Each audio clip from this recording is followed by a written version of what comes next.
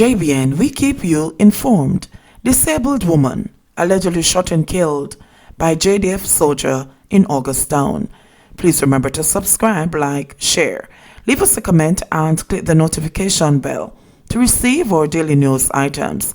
Family and friends of 44-year-old Susan Bogle, the disabled woman who was shot inside her 2 Bryson Road home shortly after 3 p.m.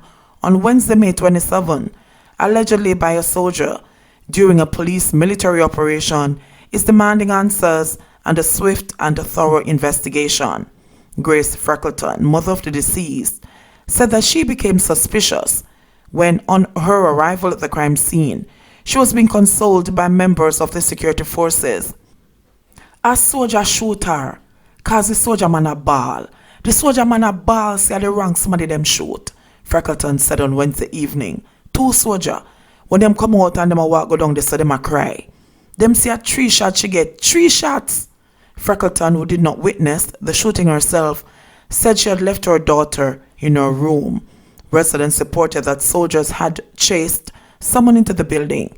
It is understood that at least 3 other disabled persons lived in the yard with Bogle. Bogle was rushed to the University Hospital of the West Indies in the company of her son, where she was pronounced dead. Freckleton was bewildered at the thought that the security forces could have mistaken her daughter, who was alone in the one-way in, one-way out dwelling, for an attacker. You see man a run, and you bust her door and go in, and you see somebody in there.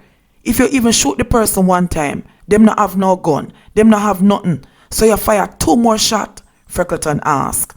Another resident who spoke said that Bogle's killing was chilling.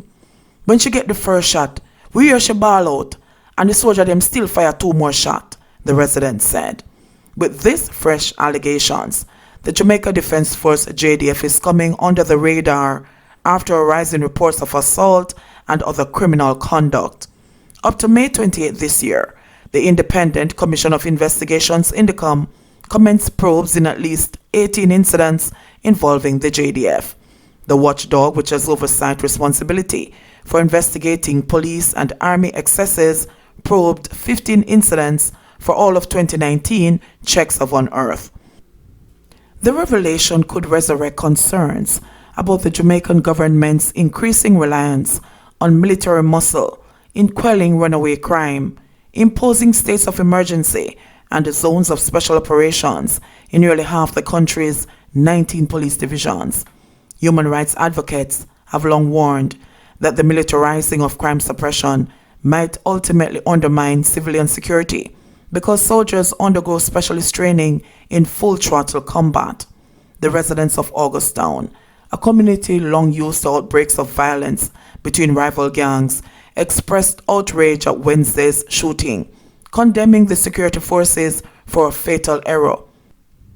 At Augustown, when them kill up here them hype, know them kill a innocent disabled woman, and them body language can tell them wrong, a male resident who requested anonymity said. No them now shout and carry on. Everybody in a circle attack. We know something wrong, you know, from we ask who dead, and them now tell we. INDECOM confirmed that it has begun a probe into Bogle's death. The oversight body had up to May 15 this year launched investigations into 361 incidents involving members of the Jamaica Constabulary Force. INDECOM probed 625 JCF-related incidents for all of 2019. INDECOM's Senior Public Relations Officer, Daniel Anderson, acknowledged an increase in assault allegations by members of the security forces arising out of the current curfew restrictions, adding that a review was being undertaken. The Commission welcomes and endorses the recent guidance by the JDF to their members to accord citizens due respect and adherence to rights. Such guidance is applicable to all members of the security forces in Jamaica, Anderson said.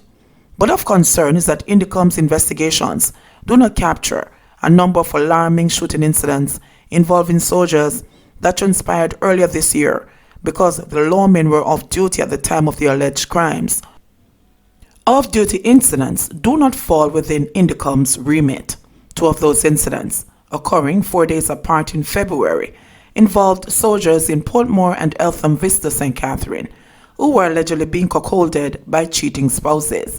While one of the alleged cheaters in the love triangle managed to escape unharmed through the back door, in the other incident, the companion, a policeman, was shot and injured while attempting to flee. The cop reportedly left his service revolver behind. More recently, the JDF came under fire for the shooting of 2 persons, one fatally, allegedly by a soldier on Bray Street in Kingston. It was reported that 24-year-old Javon Tallman Duaney was fatally shot on his veranda while having a meal.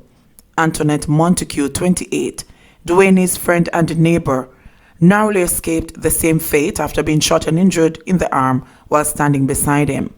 Meanwhile, in the wake of the Augustown shooting, Freckleton recalls the loving relationship her daughter had with those at her Bryson Road yard.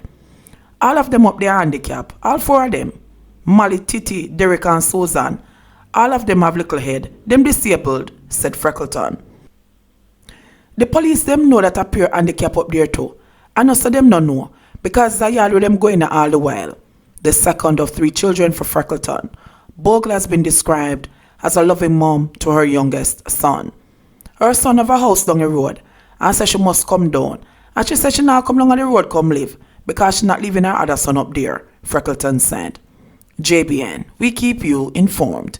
Please remember to subscribe, like, share, leave us a comment, and click the notification bell to receive our daily news items.